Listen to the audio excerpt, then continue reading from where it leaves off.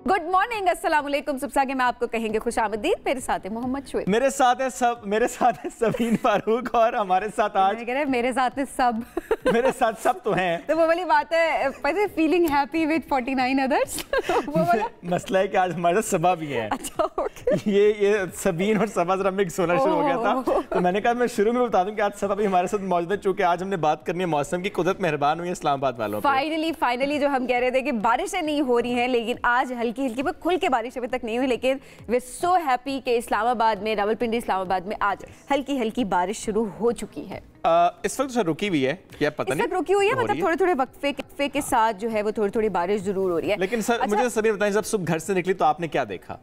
मैंने देखा कि जब मैं घर से निकली तो उस टाइम पर मैंने देखा कि बारिश हुई थी, लेकिन उस वक्त बारिश नहीं हो रही थी। मेरे साथ भी ऐसे था, मैं तो हैरान हुआ कि अच्छा बारिश हुई है। आहिस्ता आहिस्ता मैं चलना शुरू हुई तो कुछ एरियाज में देखो तो वहां पर हल्की हल्की बारिश हो रही थी। तो मजा आया, बहुत अच्छा लगा, फाइनली बारिश देखने को मिली, बड़ा ही अच्छा फील हुआ। अच्छा, आज वैसे सुबह उठ के ये भी फील हुआ कि सर्दी की शिद्दत में थोड़ी सी कमी फील हुई, क्योंकि वो जो खुश्क सर्दी होती है बारिश के बगैर, वो ज्यादा ऐसे लगता है तो हड्डियों के अंदर आपकी वो जरा मुख्तलिफ होती है। अदरवाइज तो सभी कहते हैं कि बारिश से सर्दी की शिद्दत में इजाफा होता है। अब ये इजाफा हुआ है, कमी, इस पर तो बात करेंगे, लेकिन सिर्फ इस्लामाबाद में नहीं, गुजरात, खारियां समेत पंजाब के दीगर शहरों में भी कहीं कहीं बारिश हुई है, और मुल्क के जो पहाड़ी इलाके वहां पर बर्फबारी का आगाज हो चुका है। फाइनली हो, कोहिस्तान हो, वजीरिस्तान हो, बर्फ के गाले गिर पड़े हैं।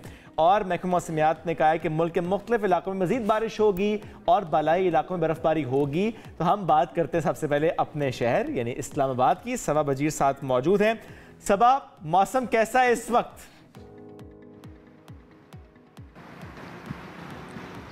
मौसम इंतहाई खूबसूरत हो गया है, क्योंकि पिछले कुछ महीनों से खुश्क सर्दी ने बहुत ज़्यादा तंग किया हुआ था, इस्लामाबाद के शहरियों को सताया हुआ था। लेकिन देखते ही देखते बिलाकर सर्दियों की जो पहली बारिश है वो हो चुकी है। इस वक्त मैं शक्करपड़िया की तरफ जाने वाले रोड की तरफ ही मौजूद हूँ और बहुत सुहाना मौसम है। और आपने बिल्कुल सही कहा कि इस बारिश के बाद जो है सर्दी में कदरे कमी आई है, और वाकई ऐसा ही हुआ है, क्योंकि पिछले कई रोज़ से काफ़ी ज़्यादा धुंध भी थी, जिसकी वजह से भी मसाइल थे। खुश्क सर्दी ने भी काफ़ी ज़्यादा बीमारियां फैलाई हुई थी। तो इस वक्त भी बहुत ज़्यादा अच्छा मौसम हो चुका है। और सबसे ज़्यादा खुशखबरी की बात यह है, एक तो पहली बारिश ऊपर से कुछ रोज़ तक जारी रहेगी। महकमा मौसमियात का यही कहना है कि ये जो बारिशों का सिलसिला है इस्लामाबाद और रावलपिंडी में अगले 2 दिनों तक रहेगा। और सुबह से ही इस्लामाबाद के मुख्तलिफ सेक्टर्स में कहीं तेज़ बारिश हो रही थी, कहीं हल्की बारिश हो रही थी। और इस वक्त मैं G7 के मकाम पर ही मौजूद हूँ और यहाँ पर बारिश इस वक्त थमी है, लेकिन मौसम बहुत ज़्यादा सुहाना हो गया है, क्योंकि जितने पत्ते और दरख्त जो है वो मिट्टी से अटे हुए थे वो धुल चुके हैं और निखर कर हर चीज़ सामने आ चुकी है। मारगला की जो पहाड़ियाँ हैं वो बहुत ज़्यादा हसीन मनाजिर पेश कर रही हैं। महकमा मौसमियात का हमारे इस्लामाबाद वैसे इतना खूबसूरत है, और जब बारिश हो जाती है तो उसकी खूबसूरती को जो है उसमें इजाफा हो जाता है। निखरा उजला प्यारा प्यारा हमारा इस्लामाबाद। अच्छा, एक वक्त था सबा कि अगर कराची में बारिश हो तो वह खबर होती थी, लेकिन अब मामला इस्लामाबाद तक पहुंच गया कि इस्लामाबाद में बारिश होना भी खबर है। जी बिल्कुल, इस्लामाबाद में भी बारिश जो है ख़बर बन चुकी है। पहले बहुत ज़्यादा बारिशें होती थी, लेकिन अब बारिशें कम हुई हैं, लेकिन जब होती हैं तो ठीक ठाक बारिशें होती हैं। और ये जो बारिशें हैं ये स्पेशली हमारे जो किसान बहुत ज़्यादा परेशान थे, गंदम के जो फसलें हैं उनको बारिश की बहुत ज़्यादा ज़रूरत थी। तो इस बारिशों के बाद सब के लिए बारिश बहुत ही रहमत की बारिश है। सबा बहुत शुक्रिया, साथ मौजूद थी, हम बात के मौसम से मुतालिक बता रही थी। अब चूँकि आज फ्राइडे भी है तो लोग अगर प्लान करेंगे, तो मैं फिर कहूँगा कि अब चूँकि बर्फबारी भी हो रही है तो बड़ा अपने सोच समझ के प्लान करने, चूंकि रोड स्लिपरी होती हैं, लैंड स्लाइडिंग का भी खदशा होता है, इसलिए मैं पहाड़ी इलाकों में जाने से आपने गुरेज करना। लेकिन ओवरऑल पाकिस्तान का मौसम आज कैसा रहेगा? बिल्कुल जी, आपने अपना वीकेंड कैसे प्लान करना है, आपको क्या करना चाहिए, वो भी आपको बताते हैं। सबसे पहले हम इस्लामाबाद की बात करेंगे। इस्लामाबाद के जैसे हमने ऑलरेडी बता दिया कि बारिश हो रही है, आज मौसम बहुत अच्छा है, कम से कम 6 ज़्यादा 18 डिग्री सेंटीग्रेड है, लाहौर में कम से कम 7 ज़्यादा 16 डिग्री सेंटीग्रेड है, कराची में कम से कम 13 ज़्यादा 26 डिग्री सेंटीग्रेड है, पेशावर में कम से कम 6 ज़्यादा 17, कोयटा की बात करें कोयटा में कम से कम 1 ज़्यादा 18 डिग्री सेंटीग्रेड है। ये आज का मौसम। और इतने दिनों से जब हम ये बात कर रहे थे ना कि कराची में हल्की हल्की बारिश का इम्कान था और मौसम ज़्यादा, तो आज वहाँ पर सूरज है और बाकी हर तरफ जो है पूरे मुल्क में वो बादल है और बारिशें कहीं कहीं पर हो रही हैं। तो मौसम किसका हुआ? किसका हुआ? चाय का हुआ। चाय का पकोड़ों का भी हुआ ऐसे तो चाय होगी तो पकोड़े साथ होंगे या पकोड़े होंगे तो साथ चाय होगी? जरूरी नहीं है वैसे हर कोई चाय पिए, मतलब मैं चाय नहीं पीती, मेरे जैसे बहुत सारे लोग और भी होंगे जिनको चाय पसंद नहीं होगी। आप ज्यादा जीना चाहती हैं? मैं ज्यादा कोई कौन नहीं चाहता। तो आज से चाय पीना शुरू कर दें। क्यों? एक तहकीक हुई है और जो चाय के शौकीन हैं, जो चाय पीते हैं, उनके लिए खुशखबरी है। इस नई तहकीक में बताया कि रोजाना 3 कप चाय पीने से बुढ़ापा आने की रफ्तार को कम किया जा सकता है। सिचुआन यूनिवर्सिटी, यहाँ के जो चीनी रिसर्चर्स हैं, उनके मुताबिक जो ब्लैक टी है और जो ग्रीन टी है, इसमें थिनाइन, कैफीन, पॉलीफिनॉल्स, ये सेहत को बेहतर करते हैं और आपके ब्रेन को थोड़ा एक्टिव करते हैं। इसमें एंटीऑक्सीडेंट्स होते हैं, इसमें बहुत बेहतरीन आपकी जो जिंदगी है ना वो करने की सलाहियत होती है। तो आपकी जो उम्र बढ़ने की जो रफ्तार है उसको थोड़ा स्लो डाउन कर देते हैं। मेरा ख्याल है जो रिसर्च करने वाले थे उन्हें चाय से बहुत प्यार था, तो वो ना उसकी नेगेटिव एस्पेक्ट्स उनको साइड पे रख के सिर्फ पॉजिटिव ढूंढ के उन्होंने कहा कि चले ठीक है हम बताते कि चाय क्यों पीनी चाहिए। नहीं, देखिए कल को हो सकता है रिसर्च आ जाए कि चाय क्यों नहीं पीनी चाहिए। अब इसमें एक मसला है। क्या? देखिए उन्होंने कहा है कि ब्लैक टी और ग्रीन टी, हम लोग क्या करते हैं? दूध पत्ती पीते हैं, हम लोग उसमें डालते हैं दूध। तो मसला दूध का है, चाय का नहीं है। अगर आप ब्लैक टी पिए, ग्रीन टी पिए, उसके बहुत फायदे हैं, लेकिन जहां आपने ऐड किया उसमें मिल्क, तो उसमें फिर आपने चाय को किया है बेड़ा गर्क। ठीक है, आइंदा मैं देखूंगी। It is green tea. अब मैं दिखा नहीं सकता इट इज ग्रीन टी, मैं तो आपको पता है ग्रीन टी पीता हूं। गिरा के दिखा रहे हैं, ये देखो ग्रीन टी थी। It's green tea. अच्छा जी, मैं वैसे भी चाय से ज्यादा मुझे ग्रीन टी पसंद है। आगे बढ़ते हैं जी, एक और ऑफर लेकर आए हैं जी आज हम। क्या वो ऑफर ये है, इससे पहले एक ऑफर बताऊं, मैं आपसे सवाल कर लेता हूं, आपसे भी आपसे भी। आप कितनी देर मोबाइल फोन के बगैर रह सकते हैं, आप बताएं पहले। आई थिंक 15 मिनट 10 मिनट, जितने हम सब, इतनी एडिक्शन तो हम लोगों को है ऑब्वियसली। अगर 10 से 15 मिनट। ये कहा जाए कि 1 महीने आप फोन इस्तेमाल ना करें तो आपको $10,000 मिलेंगे, तो फिर आप क्या करेंगी? मुश्किल जरूर होगा, लेकिन मैं वो ऑफर फौरन से एक्सेप्ट कर लूंगी। $10,000 के लिए आप 1 महीना फोन छोड़ सकती हैं। मैं वही कह रही हूँ कि मुश्किल जरूर होगा, लेकिन इस ऑफर के लिए like I am up for it. Sabeen का आइसलैंड का वीजा लगवाएं जी, क्योंकि ये ऑफर आइसलैंड की है। बिल्कुल जी, उन्होंने मोबाइल सारिफीन को अनोखी पेशकश कर दी है, जो हमने आपको बताया है कि आप अगर 1 महीने तक फोन इस्तेमाल नहीं करेंगे तो आपको $10,00,000 $10,000 आपने ज्यादा कर दी है। $10,000 जो है वो आपको दिए जाएंगे। अच्छा, अब मजे की बात यह है कि बहुत सारे लोग हैं मोबाइल यूजर से, उन्होंने इस ऑफर को एक्सेप्ट भी किया है। वो कह रहे हैं कि हम इस चैलेंज को कबूल करते हैं। ये घर वालों का फोन यूज करना शुरू कर दिया। मैं हैरान इस बात पे हूँ कि अच्छा हाँ, एक ये वाली बात कि किस तरह से ट्रैक रखा जाएगा इसका। सेकेंडली ये कि पता नहीं ये चैलेंज कैसे बन गया, आहिस्ता आहिस्ता देखिए पता भी नहीं चलता आपको कि आप कितने, आपको एडिक्शन हो जाती है कि कल को आपको इस तरह के चैलेंजेस देखिए। टेक्नोलॉजी है, इसको इतना सर पे हमारे सवार नहीं होता, लेकिन हो चुका है। हम अपनी अच्छा, it's not just about phone, I think वो स्मार्टफोन की बात भी है, वो एप्स की बात भी है कि आप कैसे उनसे दूर रह सकते हैं। क्या 1 महीने आप रह पाएंगे फेसबुक के बगैर, ट्विटर के बगैर, इंस्टा के बगैर? यस, आप कनेक्ट होते हैं। लेट्स सी कि कौन कैसे इसको फॉलो करके $10,000 कमा लेता है। $10,000 मेरे माइंड में ऐसे $10,00,000 आया था, लेकिन चले इट्स फाइन, $10,00,000 भी ठीक है। चले जी आगे बढ़ते हैं और आपको एक जबरदस्ती वीडियो भी दिखाते हैं जिसको लोग बड़ा पसंद भी कर रहे हैं। शाहीन आफरीदी के साथी क्रिकेटर आजम खान से दिलचस्प शरारत की वीडियो भी वायरल हुई है।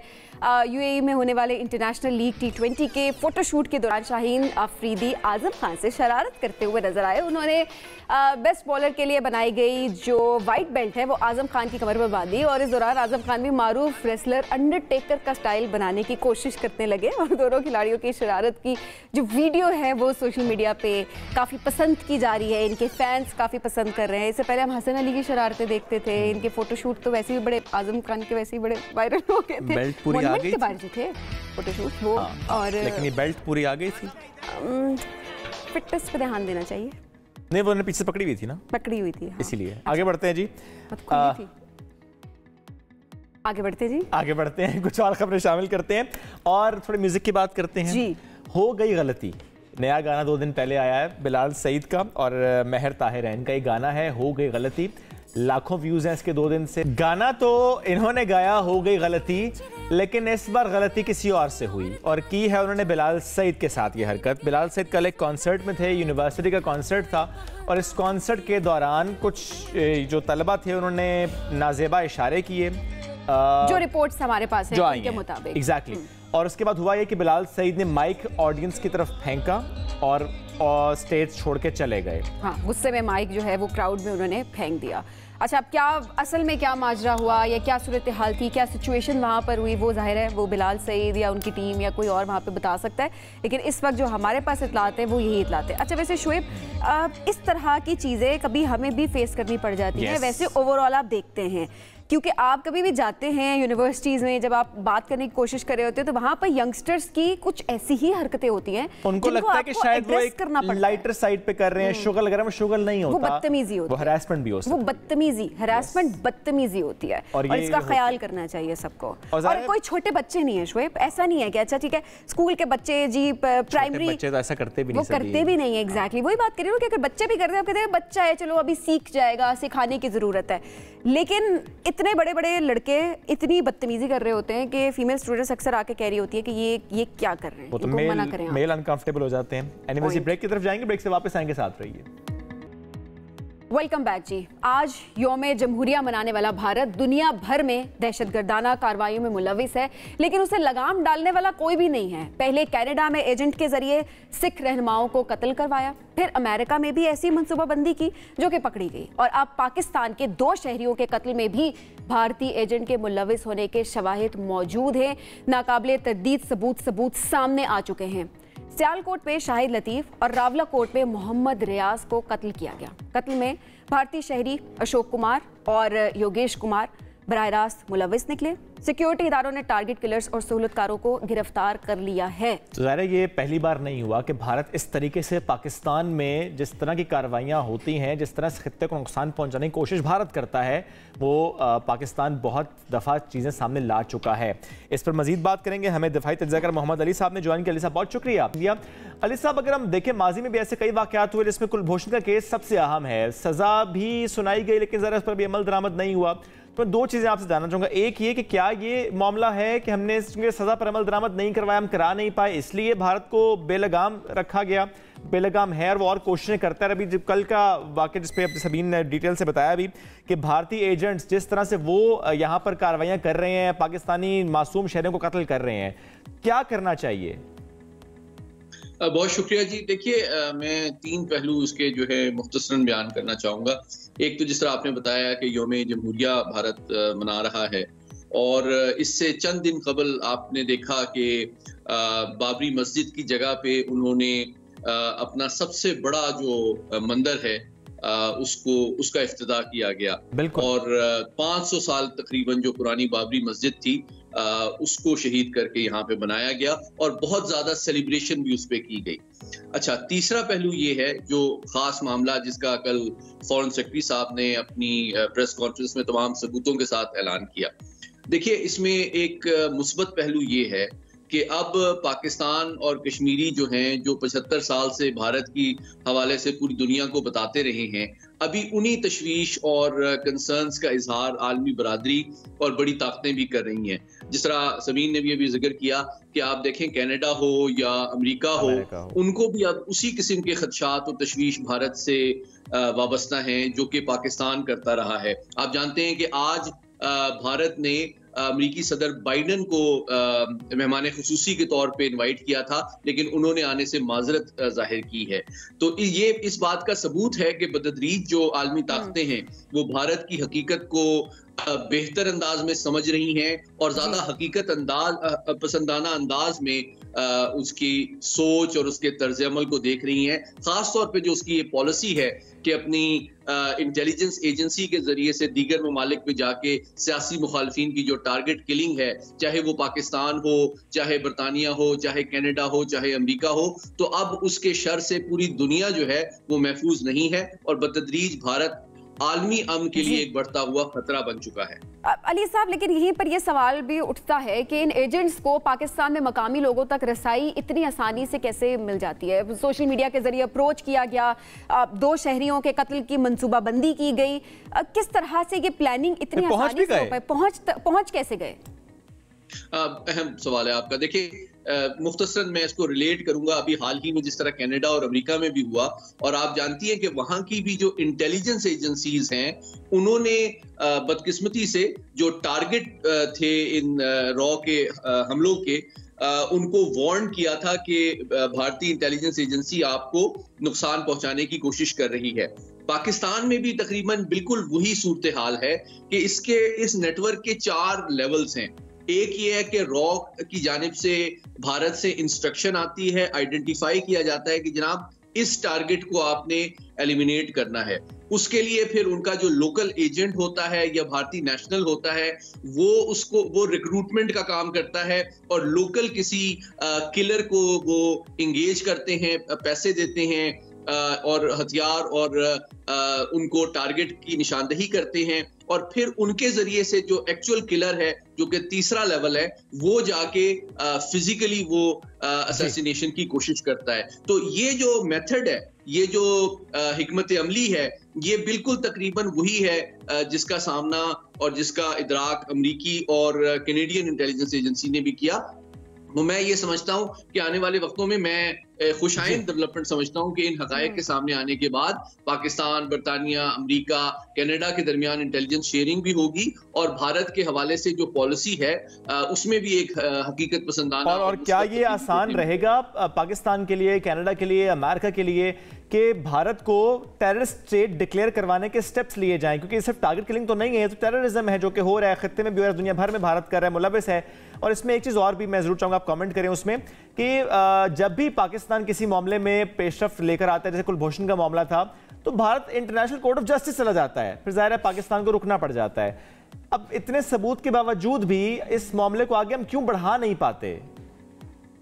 دیکھیں, میں نے جس طرح شروع میں کہا کہ 75 سال سے پاکستانی اور کشمیری اور جو بھارتی مسلمان ہیں وہ تو بھارت کی ظلم و ستم اور نفرت کا نشانہ بنتے رہے. بالکل. لیکن آپ یہ بھی جانتے ہیں کہ اس خطے کا کوئی ملک پاکستان سمیت ایسا نہیں ہے کوئی ہمسایہ ملک جو کہ بھارت کی دہشت گردی سے محفوظ ہو, چاہے چین ہو, چاہے سری لنکا ہو, چاہے بنگلہ دیش ہو, چاہے نیپال ہو, چاہے افغانستان ہو, چاہے پاکستان ہو.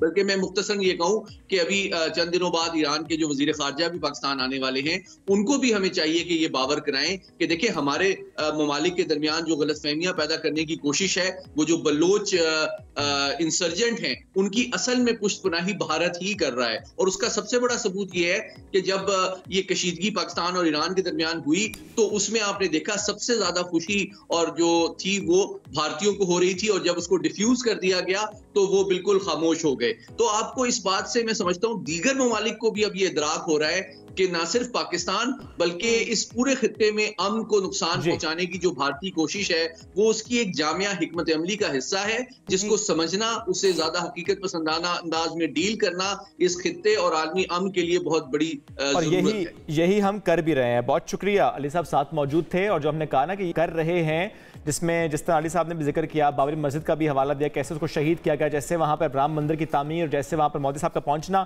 تو اس پر پاکستان کس طریقے سے اس معاملے کو اٹھا رہا ہے, اسپیشلی اس فورم پر جہاں پر اٹھانا چاہیے. تو پاکستان کے یو این میں مستقل مندوب منیر اکرم صاحب نے کیسے اس معاملے کو اٹھایا ہے سفراء کے ساتھ, اہم فورمز پر کریں گے اس پر بات بریک کے بعد. 1992 ہندو انتہا پسندوں نے تاریخی بابری مسجد کو شہید کیا, اور 32 سال بعد ہندوتوا کے سوچ والے وزیر اعظم نریندر مودی اس مقام پر رام مندر کا افتتاح کرتے ہیں اور سیکولر بھارت کا نقاب اب خود ہی اتار پھینکتے ہیں. پاکستان نے اسلامی تعاون تنظیم سفیروں کے اجلاس میں بھارتی شہر ایودھیا میں بابری مسجد کی جگہ رام مندر کی تعمیر کا مسئلہ اٹھایا. پاکستانی مندوب منیر اکرم کی اقوام متحدہ کے صدر دفتر میں معاملے پر OIC کے سفیروں کو بریفنگ بھی دی گئی, اور UN الائنس فار سیولائزیشن کو لکھے گئے خط کے مندرجات بھی پیش. نائب ترجمان امریکی محکمہ خارجہ کا بابری مسجد کی جگہ رام مندر بنانے سے متعلق سوال کا جواب دینے سے بھی گریز. تو یہ سارا معاملہ, اس پر آج ہم بات کریں گے. ہمیں منیر اکرم صاحب جوائن کریں, UN میں پاکستان کے مستقل مندوب ہیں. منیر صاحب بہت شکریہ, آپ نے ہم نیوز کو وقت دیا. منیر صاحب, سب سے پہلے ہم یہی جاننا چاہیں گے آپ سے کہ اس وقت اگر رام مندر کی بات کریں, ظاہر ہے بابری مسجد کو شہید کرنے کے بعد رام مندر کی تعمیر, ایسے میں جو ہندو انتہا پسند سوچ ہے کیسے دلوں کو تسکین پہنچانے کے لیے وہاں پر اپنے سٹیپس لے رہی ہے, اور مودی جس طرح سے دکھاوا کرتا ہے, دھوم دھام سے افتتاح کرتا ہے, تو پاکستان نے جہاں جہاں معاملہ اٹھایا, میں ضرور چاہوں گا کہ آپ ذرا ایلیبوریٹ کیجئے گا ہمارے ناظرین کے لیے کہ ہم نے اس معاملے کو کس حد تک اٹھایا ہے. پاکستان نے تو اس کو پہلی جو چیز ہے وہاں ہم نے جو اسلامک کانفرنس ہیں وہاں اٹھایا ہے, اور وہاں سے آپ نے دیکھا ہوگا کہ جو OIC کی جنرل سیکریٹریٹ ہے اس نے کل ایک ڈکلریشن ایشو کی ہے اس کو کنڈیم کرنے کے لیے. اس کے علاوہ یہاں یونائٹڈ نیشنز میں کل جو اسلامک کانفرنس کے ایمبیسڈرز ہیں ان کا اجلاس ہوا اور وہاں ہم نے یہ مسئلہ وہاں بھی اٹھایا ہے اور اس پہ ہمیں کافی بھرپور سپورٹ تھی اور فیصلہ کیا گیا ہے کہ اس مسئلے کو جو پروٹیکشن آف ریلیجس سائٹس جسے کہتے ہیں اس کو ہم OIC ایمبیسڈرز کے ایجنڈے پہ ہم نے لے آیا ہے اور اگلے اجلاس میں اس پہ بحث ہوگی اور فیصلہ ہوگا کہ اس پہ اور ایکشنز ہم نے کیا لینی ہیں OIC کے تحت۔ تیسری چیز جو ہے وہ میں نے یونائٹڈ نیشنز میں ایک ہائی ریپریزنٹیٹیو سیکرٹری جنرل کے ہیں، وہ ایک ادارہ ہے، اس کو یہاں کہتے ہیں الائنس آف سویلائزیشنز۔ اس ادارے کو ایک مینڈیٹ ہے کہ ریلیجس سائٹس جو ہیں دنیا میں ان کو پروٹیکٹ کیا جائے۔ تو میں نے جو ہائی ریپریزنٹیو ہیں ان کو خط لکھا ہے اور میں نے ان کو یہ یاد دلائی ہے کہ ان کا مینڈیٹ جو ہے وہ یہ ہے پروٹیکشن آف ریلیجس سائٹس پہ۔ تو ہم نے مانگا کہ جی آپ ایک ہمیں ایکشن پلان دیں کہ آپ کس طریقے سے جو ریلیجس سائٹس اب انڈینجرڈ ہیں ہندوستان میں اور کچھ اور جگہ بھی، اس پہ آپ کوئی ایکشن پلان بنا کے ہمیں دیں کہ آپ کس طرح سے ریلیجس سائٹس کو پروٹیکٹ کریں گے۔ تو یہ تو ایکشنز یہاں ہم نے لی ہیں اور اس کے علاوہ میرے خیال میں ہم جو یونیسکو ہے پیرس میں وہاں بھی اس کو اٹھائیں گے اور انشاءاللہ ایک انٹرنیشنل پوزیشن بنائیں گے کہ اس طرح کے جو یہ ہندوتوا کیمپین ہے، اسلامک ریلیجس سائٹس جو مسجدیں ہیں اور ہماری جو ریلیجس سائٹس ہیں ان کے خلاف جو یہ کیمپین ہے اس کو روکا منیر صاحب، یہ بات تو سمجھ میں آتی ہے، ظاہر ہے ہر فورم پہ آپ لوگ جا رہے ہیں اور اس میں آپ آواز اٹھا رہے ہیں، اس کے لیے OIC میں بھی ظاہر ہے اس معاملے کو رکھا گیا ہے، آواز اٹھائی گئی ہے، وہاں پر کیسا رسپانس ملا ہے؟ ایمبیسڈرز کا اجلاس ہوا تھا OIC میں، وہاں تو رسپانس بڑا اچھا تھا اور انہوں نے بالکل کہا کہ ہاں یہ درست ہے آپ نے جو کہا ہے اور ہم نے اس پہ فیصلے کرنے ہیں اور ایکشن لینا ہے۔ تو یہ تو پہلا رسپانس تھا۔ جہاں تک کہ یونائٹڈ نیشنز کی جو ہائی ریپریزنٹیو ہیں ان سے بھی مجھے توقع ہے کہ وہ بھی رسپونڈ کریں گے اور جو کچھ وہ کر سکتے ہیں جس طرح سے یعنی ہندوستان کو خبردار کریں، اس پہ کوئی پبلک ایکشنز لیں اور جو ہم چاہتے ہیں وہ ایک ایکشن پلان بنائیں ریلیجس سائٹس کی پروٹیکشن کے لیے۔ تو یہ رسپانس انشاءاللہ ہم لیں گے اور اس پہ دنیا کا جو اٹینشن ہے اس کو ہم اس پہ رکھیں گے کہ جو یہ ہندوتوا کیمپین ہے۔ منیر صاحب، یہ جو بھارت کی ہندوتوا سوچ ہے یہ جس طرح سے وہاں پر رہنے والی اقلیتوں پر بھاری پڑ رہی ہے، اس پر بات کرنا بہت اہم ہے، لیکن آپ کو کیا لگتا ہے عالمی ممالک کیوں نہیں اس پر ایکشن لے پاتے، کیوں اسے پریشرائز کر نہیں پاتے؟ کہ کمرشل مفادات جڑے ہیں بھارت کے ساتھ اس لیے وہ ایکشن نہیں لے پاتے؟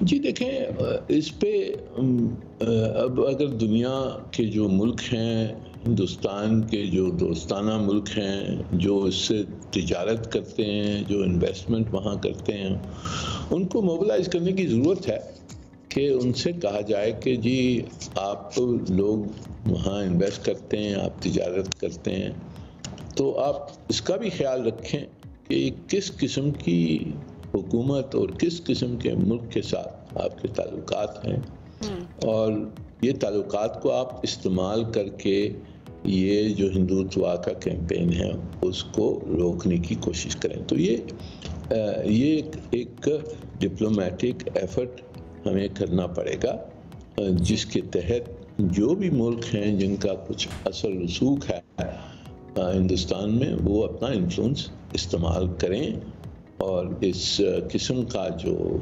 کیمپین ہے جو ایکسٹریمسٹ قسم کی ہندوتوا کیمپین ہے اس کو روکنے کی کوشش منیر صاحب انفلوئنس کی تو آپ نے بات کی، لیکن دوسری جانب دیکھا جائے تو امریکہ سے جب بھی بھارت کے حوالے سے سوال کیا جاتا ہے تو جواب دینے سے وہ ہمیشہ کتراتا ہے. اب اس طرح سے کھل کر کیوں نہیں سامنے آتا، اپنا موقف کیوں نہیں وہ بیان کرتا؟ جس طرح سے یہ جو امریکی محکمہ خارجہ ہیں اس کے نائب ترجمان سے بھی جب بابری مسجد کے حوالے سے سوال کیا گیا تو وہ بھی جواب کو گول مول ہی کر دے، کھل کے کوئی جواب نہیں دیا انہوں نے. امریکہ آپ جیسے جانتے ہیں امریکہ اپنے آپ کو سمجھتا ہے کہ ریلیجیس فریڈم کو پروموٹ لوگوں کو ٹوکتا ہے کہ جی آپ نہیں کر رہے ہیں، فلانا نہیں کر رہے ہیں، وہ نہیں کر رہے ہیں. تو اس میں بھی ان کو ہم نے پوچھنا چاہیے کہ جی اس معاملے میں جو یہ ہندوتوا کیمپین ہے اسلامک سائٹس کے خلاف جو مسلمانوں کے خلاف ہے تو آپ اس پہ کیا کر رہے ہیں؟ اس پہ آپ صحیح کہتے ہیں کہ وہ ہچکاتے ہیں جب بھی کچھ سوال ہندوستان کے بارے میں ہو اور ہندوستان کی جو غلطیاں ہیں اس پہ وہ زیادہ توجہ نہیں دینا چاہتے ہیں، اس کو پروجیکٹ نہیں کرنا چاہتے ہیں کیونکہ ہندوستان ان کا اسٹریٹجک پارٹنر ہے. پر ہماری اور اگر صرف کشمیر کی بات کریں منیر صاحب تو اس پہ بھی ہم دیکھتے ہیں کہ جس طرح سے دہائیوں سے ہم دیکھ رہے ہیں کشمیر پر بھارتی ظلم و جبر کا سلسلہ جاری ہے اور جس طرح سے دہشت گرد فورسز چن چن کر نہتے کشمیریوں کو نشانہ بناتی ہیں، ایسے میں یو این کا وہاں بھی تو ہمیں کردار نظر نہیں آتا، کوئی رد عمل سامنے نہیں آتا وہاں پر. یہ دیکھیں یو این جہاں تک کہ یو این جو سیکرٹری جنرل ہے اور جو سیکرٹیریٹ ہے جو یو این آفیشلز ہیں جہاں تک کہ ان کا اختیار ہے تو انہوں نے تو ہماری حمایت کی ہے اور کشمیر کے قصے کے اوپر جو پوزیشن لی ہے یونائٹڈ نیشنز نے سیکرٹری جنرل نے وہ بالکل درست ہے اور صحیح ہے اور ہماری پوزیشن سے الائنڈ ہے. سیکرٹری جنرل صاحب نے جیسے آپ کو یاد ہوگا انہوں نے کہا ہے کہ کشمیر کا مسئلہ حل ہونا چاہیے in accordance with the UN Charter, with the UN resolutions and bilateral agreements.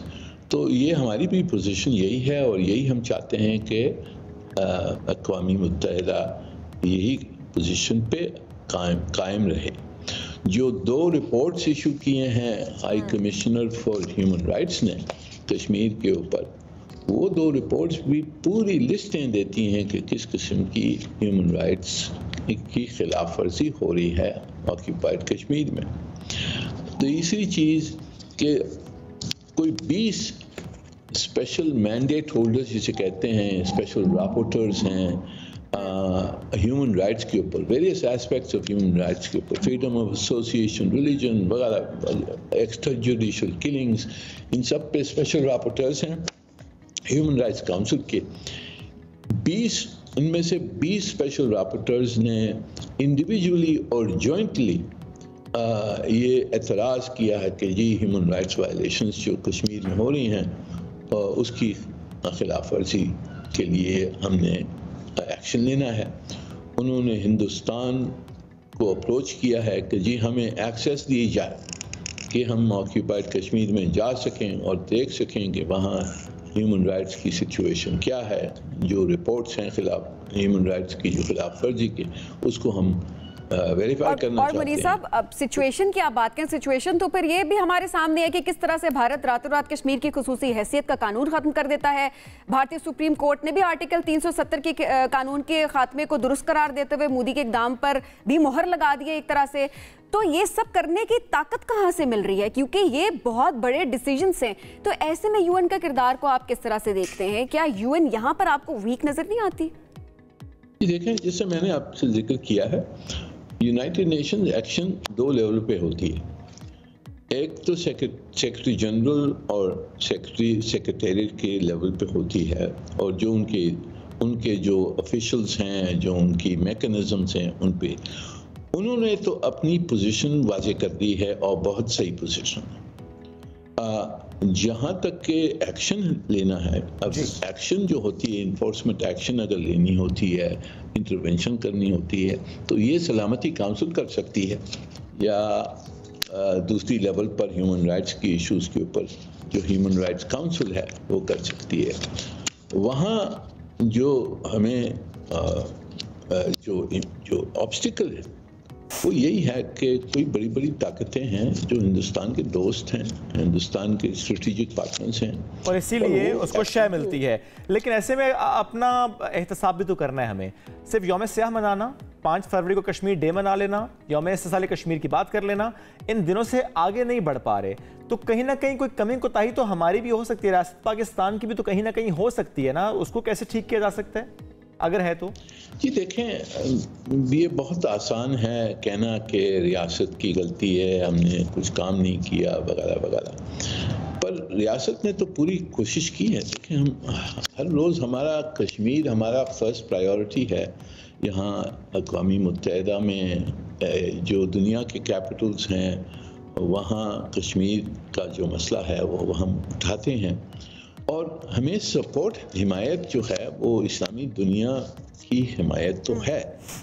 अब हमने कन्विंस करना है जो मुल्क हिंदुस्तान के करीब हैं, स्ट्रेटेजिकली या इकोनॉमिकली करीब हैं, उनको कन्विंस करने के लिए हमने कैंपेन्स चलानी है अंदरूनी उनके हालात में, क्योंकि सब ये जो मुल्क हैं, जो वेस्टर्न ममालिक हैं, ये सब डेमोक्रेसीज हैं, तो इनकी पोजीशन को चेंज करने के लिए हमने इनकी जो पब्लिक्स हैं, जो पब्लिक ओपिनियन है, उसको बदलाना है। लेकिन मुनीर साहब, वहीं पर देखा जाए तो चीज़ें तो हमारे सामने भी हैं, किस तरह से दुनिया भर में टेररिस्ट कार्रवाइयों में मुलविस है। कनाडा की बात की जाए, जिस तरह हमने पहले भी जिक्र किया कि वहाँ पर एजेंट के जरिए सिख रहनुमा कत्ल करवाए, फिर अमेरिका में भी ऐसी ही मनसूबाबंदी की गई है जो कि बेनकाब भी हुई है, और पाकिस्तान में अब 2 शहरियों का कत्ल भी करवाया गया है। तो अब इस तरह के सबूत जब सामने आ रहे हैं तो भारत को टेररिस्ट स्टेट डिक्लेयर क्यों नहीं करवाया जा रहा? ये देखें, इस पे एक तो एक डिस्टिंक्शन होता है टेररिज्म पे, और ये जो टारगेटेड असैसिनेशंस हैं, ये थोड़ा सा मुख्तलिफ है। इसमें आप कह सकते हैं ये टेररिज्म का एक हिस्सा है टेररिज्म का, पर इसको किस तरह से हमने इस्तेमाल करना है और किस तरह से प्रोजेक्ट करना है वो मेरे ख्याल में अभी तक हमने थोड़ी सी इस पर सोच विचार करना है। अब जो कनाडा में जो वाक़या हुआ है और जो अमेरिका में इन्होंने जो कोशिश की है असैसिनेशन की, ये सब चीज़ों को हमने मिला के देखना है कि किस तरह से और किस तरह से इस मामले को उठाया जा सकता है। बहुत शुक्रिया मुनीर अकरम साहब, यूएन पाकिस्तान के मुस्तकिल मंदूब साथ मौजूद थे, हमसे गुफ्तगू कर रहे थे। नाज़रीन, आगे बढ़ेंगे ब्रेक की तरफ। जब ब्रेक से वापस आएंगे तो एक रोबोट से आपकी मुलाकात करेंगे, असिस्टिव फीडिंग रोबोट, किसके लिए बहुत इस्तेमाल का है, कराएंगे उससे मुलाकात ब्रेक के बाद। पाकिस्तानी यंगस्टर्स की बात करते हैं जिनको हम देखें हर फील्ड में कोई ना कोई कारनामा सर अंजाम दे रहे हैं, अच्छे ना पॉजिटिव वे, क्योंकि ओवरऑल देखा जाए तो प्रोग्रेस में बहुत ज़्यादा किरदार अदा करें पाकिस्तान का, और इंटरनेशनल रिकॉर्ड्स भी बहुत सारे बना रहे हैं। एजुकेशन की बात करें, साइंस एंड टेक्नोलॉजी की बात करें, हम स्पोर्ट्स की बात करें, या कोई भी फील्ड होती है तो रोज़ाना की बुनियाद पर पाकिस्तानी नौजवानों की कामयाबी की खबर सुनाते हुए हमें बहुत खुशी होती है। तो आज ऐसी ही कहानी आपके साथ हम शेयर करेंगे। 3 नौजवान हैं, इन्होंने रोबोटिक्स के मैदान में एक बड़ा कारनामा सर अंजाम दिया है। हम बात करें नर्स यूनिवर्सिटी के college of electrical and mechanical engineering के स्टूडेंट्स हैं उसामा जहांगीर, मोहम्मद फहद आमिर और वाजिद अली। इन्होंने उम्र रसीदा, बीमार और जो स्पेशल पर्सन्स होते हैं उनके लिए असिस्टिव फीडिंग सिस्टम नामी एक रोबोट बनाया है। मैंने कहा था ना आपसे, एक रोबोट से मुलाकात कराएंगे आपसे। तो रोबोट तो है लेकिन उससे बनाने वाले भी हैं, the man behind the robots भी हैं हमारे साथ। और कैसे ये रोबोट उन अफराद के लिए एक असिस्टेंट हो सकता है, कैसे उन्हें खाना खिला सकता है, तो आज हम इसी पर बात करेंगे। जो कि इस रोबोट ने कुछ कॉम्पिटिशन्स भी विन किए हैं। तो हमारे साथ ये 2 स्टूडेंट्स मौजूद हैं। तीसरा स्टूडेंट हमारे साथ आज नहीं आ सके, तो आज उसामा और फहद हमारे साथ हैं जी। अस्सलाम वालेकुम, thank you so much for coming, बहुत अच्छा लगा। अभी हम कुछ विजुअल्स भी देख रहे थे कि वो बिरयानी पड़ी थी सामने, हाँ जी, चम्मच से खिला रहा था, नजर बिरयानी पे टिकी जाके। मेरा दिमाग वही पे, खाना आप पहले देख रहे होते। अब जरा ये जो रोबोट है इसके बारे में बताएं, आइडिया कैसे आया और किस तरह से आपने इसको इम्प्लीमेंट किया? फिर इसका आइडिया हमें 2022 में जब कोविड का काफ़ी हम वो फैल गया था, तो हमें यूनिवर्सिटी के एक हैकाथॉन में हमें एक प्रोजेक्ट मिला था कि हम कोई रोबोटिक्स को यूज़ करके कोई ऐसी चीज़ बताएं जो ह्यूमंस को हेल्प कर सके किसी भी तरीके से।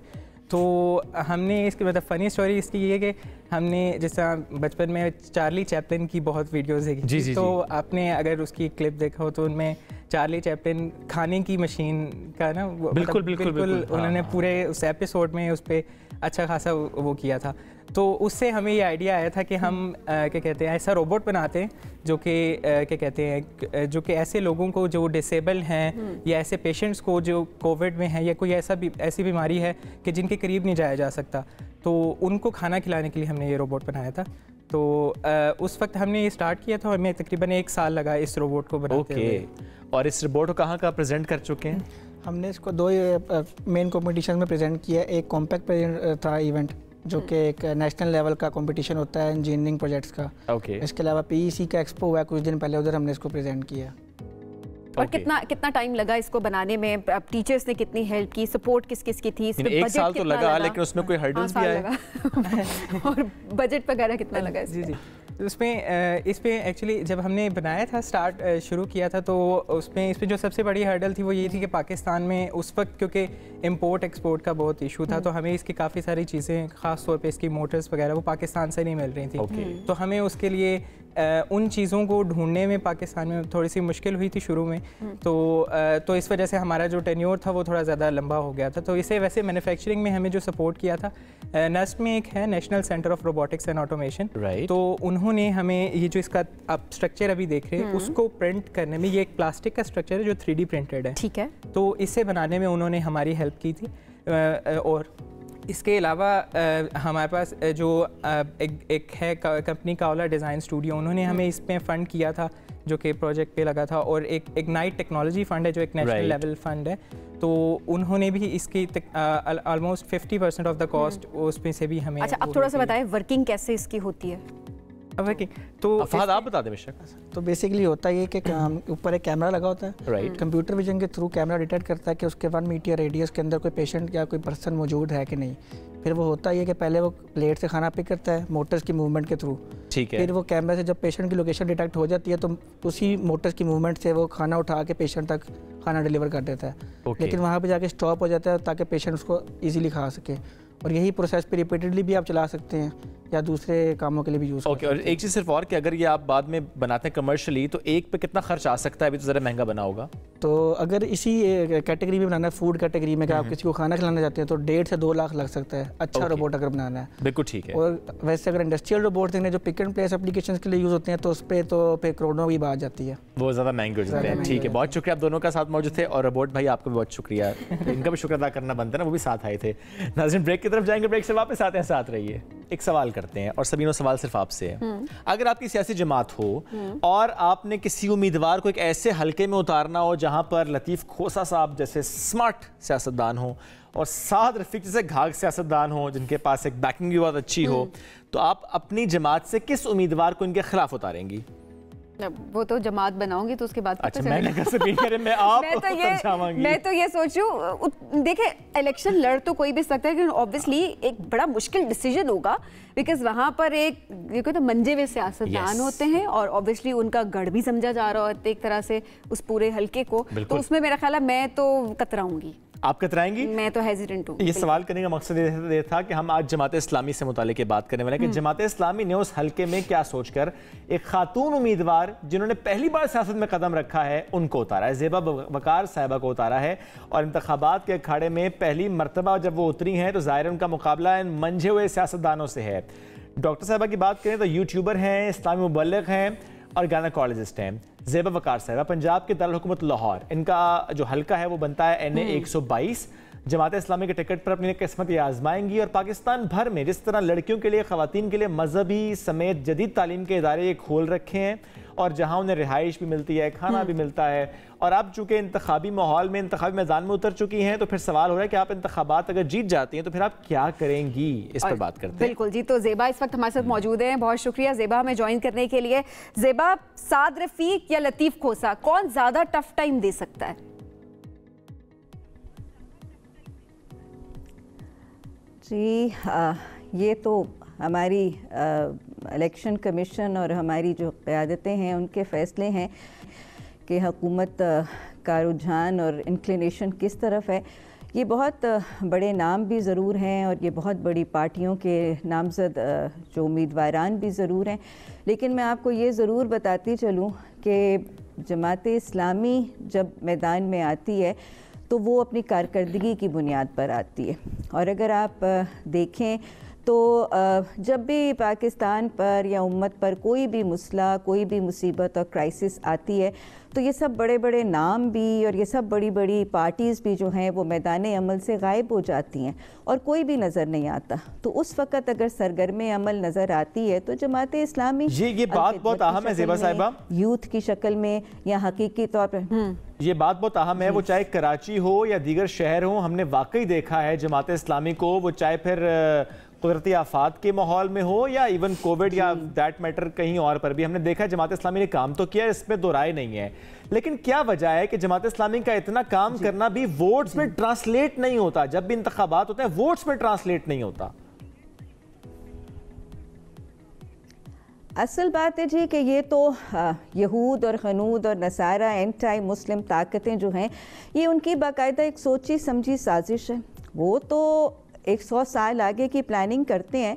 تو آج اگر ہم دیکھیں تو امت مسلمہ کے بڑے بڑے جو اسلامی ممالک ہیں وہ ان کی مٹھی اور ان کی دسترس میں.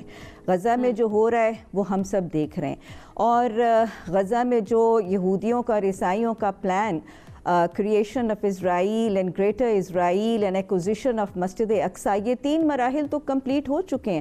اب فائنل مرحلہ ڈیمولیشن آف اقصیٰ اگر نہیں ہو رہا تو اس میں سب سے بڑی ڈیٹرنٹ جو چیز ہے وہ پاکستان کی نیوکلیئر ٹیکنالوجی، یہ چیز ہے جو ان کو روکے ہوئے. تو لہٰذا اس حوالے سے جو اینٹائی مسلم اور اینٹائی اسلام پاورز جو آج متحد ہیں ان کے لیے یہ قابل قبول ہے ہی نہیں کہ یہاں پر اسلامک طاقتیں کسی بھی شکل میں سر اٹھائیں. تو لہٰذا پرنٹ میڈیا ہو یا الیکٹرانک میڈیا ہو یا کسی بھی پلیٹ فارم سے ان کو سر اٹھانے، ان کو آگے آنے اور ان کو فور فرنٹ میں آنے کی اجازت دی ہی نہیں جاتی. اگر آپ دیکھیں تو میرا خیال ہے آپ سب اس بات کے قائل ہیں کہ جماعت اسلامی کی جو کاوشیں ہیں، اگر ہم کسی ہاسپٹل کے بننے کی تحسین کر سکتے ہیں تو وائی ناٹ. الخدمت جہاں آغوش کے سسٹمز بناتی ہے، جہاں سکول سسٹمز بناتی ہے، بیٹھک سکول سسٹمز بناتی ہے، جہاں پہ سیلابوں میں، زلزلوں میں آگے آتی ہے، غزہ کے مسئلوں میں آگے آتی ہے، کشمیر کے مسئلے میں پیش ہوتی ہے، حیا ڈے بناتی ہے، سب کچھ کرتی ہے اور جماعت اسلامی فور فرنٹ میں آتی ہے تو اس کی تحسین کیوں نہیں کی جاتی؟ تو زیبا اگر آپ جیت جاتی ہیں، اگر آپ الیکشنز جیت جاتی ہیں، آپ کیا کریں گی سب سے پہلے؟ جی انشاءاللہ وہی جو جماعت اسلامی کا سلوگن بھی ہے اور اعلان بھی ہے کہ انشاءاللہ پاکستان کو ایک اسلامی پاکستان، خوشحال پاکستان بنانے کے لیے، اسلامی پاکستان بنانے کے لیے اگر مجھے اپنی جان پہ بھی کھیلنا پڑا تو انشاءاللہ میں اس سے گریز نہیں کروں گی. اور میں آپ کو بتاتی چلوں کہ اسلامی پاکستان بس اوقات جو تحریر میں لکھ دیا جاتا ہے، کچھ کاغذوں پر لکھے ہوئے کچھ سطریں یا حروف الفاظ نہیں ہیں. ایکچولی میں بہت دفعہ جب یہ بات کرتی ہوں تو مجھے لگتا ہے کہ عام جو پبلک ہے نا وہ شاید پرسیو ہی نہیں کر سکتے، وہ شاید کمپریہینڈ ہی نہیں کر سکتے کہ اسلامک پاکستان سے مطلب کیا ہے اور وہ خطہ ہوگا کیسے. میں آپ کو بالکل ایک سادہ اور عام فہم زبان میں اگر بتاؤں تو جس چیز کے لیے میں اپنے اوقات اور اپنی صلاحیتیں ساری پیش کر بھی رہی ہوں اور کرنا بھی چاہتی ہوں، یہ وہ خطہ ہوگا انشاءاللہ تعالی اللہ کے حکم کے ساتھ. یہ وہ خطہ ہوگا جو عہد فاروقی کی مثل ہوگا، جو ایک چیز اور جاتے جاتے اللہ کی رحمتوں. بالکل ذرا سوچ بہت اچھی ہے. ایک چیز اور کہ اپنی مرضی سے آئی ہیں یا کہ لائی گئی ہیں فیملی کی طرف، آپ کے شوہر خود وابستہ ہیں جماعت اسلامی سے لیکن ٹکٹ ظاہر ہے آپ کو ملا، تو کیا وجہ رہی؟ Why not your husband? جی میں جماعت اسلامی کی ایک رکن ہوں اور میرا خیال ہے کہ اگر میں یہ کہوں کہ جماعت اسلامی ایک انتہائی منظم اور آرگنائزڈ اور ڈسپلنڈ جماعت ہے اور یہ واحد پولیٹیکل پارٹی ہے جس میں جو سیٹیں ہیں وہ خریدی نہیں جاتی، وہ مانگی نہیں جاتی، ان کے لیے سفارشیں اور مال نہیں لگایا جاتا، صرف قیادت فیصلہ کرتی ہے. اور جب قیادت فیصلہ کر دیتی ہے تو پھر قیادت کے فیصلے پر طوعاً قرحاً جو سارے کے سارے ارکان وہ عمل کرنا پڑتا ہے. اور ایسے میں کوئی فیملی لائف تو ڈسٹرب نہیں ہوتی، جس طرح آپ سے متعلق ذرا ہم دیکھتے ہیں کہ آپ ٹھیک ایکٹیو تو ہیں، آپ کام بھی بہت کریں، دادی بھی ہیں obviously. تو فیملی کی طرف سے کتنی سپورٹ ملتی ہے؟ जी अल्हम्दुलिल्लाह फैमिली की तरफ से बहुत सपोर्ट है। मैं तो अपने कुरान के सेशंस में हमेशा एक दुआ हज़रत मूसा अलैहिस्सलाम की पढ़ते हुए वो आखिरी आयत का हिस्सा भी ऐड करती हूँ, वजअल्ली वज़ीरम मिन अहली, कि अल्लाह मेरे अहल व अयाल को मेरा मुआविन और मददगार बना देना। तो अल्लाह ने मेरी ये दुआ बहुत ही बेहतरीन शक्ल में कबूल की है। मेरे सारे की सारी फैमिली सपोर्टिव है आपके साथ। डॉक्टर सैयबा वकार साहब बहुत शुक्रिया, all the best for campaign, साथ मौजूद कर रही थी। जो इंतखाबी मौसम है इसमें एक बात हमें आज ज़रूर करनी है कि जब भी हम पाकिस्तान के मसाइल का जिक्र करते हैं तो उसमें एक मसला पाकिस्तान की बढ़ती हुई आबादी का है। कैसे इस बढ़ती हुई आबादी के साथ हम वसाइल का इस्तेमाल कर रहे हैं, आज हम इस अहम मौजू पर गुफ्तगू करेंगे कि किस तरह से सियासी जमातें अपने मंशूर में इस अहम मौजू पर बात कर रही हैं या कि नहीं कर रही। करेंगे बात ब्रेक के बाद। आबादी में जो इजाफे की शरह है, लेट्स सपोज अगर सालाना 2% रहे तो 2040 तक क्या होगा, ज़रूरतें क्या रहेंगी, यानी मजीद 1,55,00,000 घर चाहिए होंगे, 10,40,00,000 नई नौकरियां चाहिए होंगी, मजीद 57,000 नए प्राइमरी स्कूल्स चाहिए होंगे। क्या हम ये बना पाएंगे? क्योंकि आबादी तो बढ़ रही है लेकिन हमारे पास उतने वसाइल नहीं है, और माहिरीन के मुताबिक जो कमज़ोर मईशत है और कई दीगर मसाइल की वजह से इन ज़रूरतों को पूरा करना ये खासा मुश्किल होगा और इनके इम्कानात ना होने के बराबर हैं, और ये सूरत हाल मजीद मुश्किलात पैदा कर सकती है। और पाकिस्तान इन मसाइल पर कैसे काबू पा सकता है, अपनी आबादी को कैसे इस्तेमाल किया जा सकता है, और इसके साथ साथ आज ये मौजू पिक करने का मकसद ये है कि इस वक्त जब हम सियासी जमातों को ये बात कहते देखते हैं कि हम पाकिस्तान के मसाइल हल कर देंगे, हम पाकिस्तान के लिए ये कर देंगे, आवाम के लिए ये कर देंगे, तो क्या उनके मंशूर में पाकिस्तान की बढ़ती हुई आबादी से मुतालिक कोई पॉलिसी है? इस पर हम बात करेंगे। माहिर बहबूद आबादी डॉक्टर साइमा बशीर साथ मौजूद है। डॉक्टर साहिबा बहुत शुक्रिया ज्वाइन करने के लिए, कैसी हैं आप? Thank you so much. अल्हम्दुलिल्लाह, आप बताइए। अल्हम्दुलिल्लाह। डॉक्टर साहिबा, क्या वाकई पाकिस्तान के अगर हम की इशूज़ की बात करें तो एक बड़ा मसला पॉपुलेशन का है? बिल्कुल शुहेब, अगर आप देखें कि हम पाकिस्तान के अभी हमारा 7th पॉपुलेशन सेंसस कंप्लीट हुआ है और उसके मुताबिक पाकिस्तान की इस टाइम जो आबादी है वो 241 मिलियन है और ये 2.5% के शरह के साथ बढ़ रही है। जब हम इस ग्रोथ रेट को कंपेयर करते हैं अपनी नेबरिंग कंट्रीज़ के साथ, पर्टिकुलरली अगर हम बांग्लादेश की एग्जांपल लेते हैं, बांग्लादेश वो मुल्क है जो हमारा ही पार्ट था और फिर वो 30 साल बाद हमसे आज़ाद हुआ। जिस टाइम वो आज़ाद हुआ उनकी आबादी हमसे बहुत ज़्यादा थी, बट नाउ उनका जो ग्रोथ रेट है, पॉपुलेशन ग्रोथ रेट, वो 1.1% है और हमारा जो ग्रोथ रेट है वो 2.5% है। फिर उसके बाद हम देखते हैं कि हमारे पास जो पॉपुलेशन है वो किस तरह की है। ठीक है, तो इस टाइम देखें कि पाकिस्तान में जो इन्फेंट मोर्टेलिटी रेट है, बच्चों में जो शरह अमवात है, वो खित्ते में सबसे ज़्यादा है। इसी तरह से अगर हम देखते हैं कि बच्चों में 40% बच्चे जो आपके 5 साल से कम उम्र के हैं वो ग़ज़ाई किल्लत का शिकार हैं। अब ये जो बच्चे जब बड़े होंगे तो ग़ज़ाई किल्लत का शिकार होना सिर्फ उनको जिस्मानी तौर पे अफेक्ट नहीं करेगा, उनकी ज़हनी सलाहियत को भी अफेक्ट करेगा। जब वो अडल्ट लाइफ में पहुंचेंगे तो आप देखेंगे पाकिस्तान की इकनॉमिक प्रोडक्टिविटी कैसी होगी। एक ऐसा बच्चा जो ज़हनी और जिस्मानी दोनों तरह से कमज़ोर है तो वो कितना प्रोडक्टिव हो सकता है आपके लेबर मार्केट में। इसी तरह से आपकी जो 40% आबादी है वो गुर्बत की सतह से नीचे ज़िंदगी गुजार रही है। तो जब हम इन सारी चीज़ों को देखते हैं तो हम इससे पता चलता है कि हमारे पास कितनी ज़्यादा आबादी है और हमारे रिसोर्सेज या वसाइल उसके मुताबिक बहुत ज़्यादा कम है। किस तरह से इसको मैनेज करें, इसके ऊपर तो शायद बात ही नहीं होती। अब जाहिर है इलेक्शंस का मौसम भी है, कुछ सियासी जमातें जिन्होंने अपना मंशूर पेश किया है कि उसके अंदर आप देखती हैं कि पॉपुलेशन मैनेजमेंट के हवाले से कोई पॉइंट एडेड है, उसके हवाले से कोई स्ट्रैटेजी, कोई बात? असबीन एट पॉपुलेशन काउंसिल हमने तमाम पॉलिटिकल पार्टीज़ को रीच आउट किया।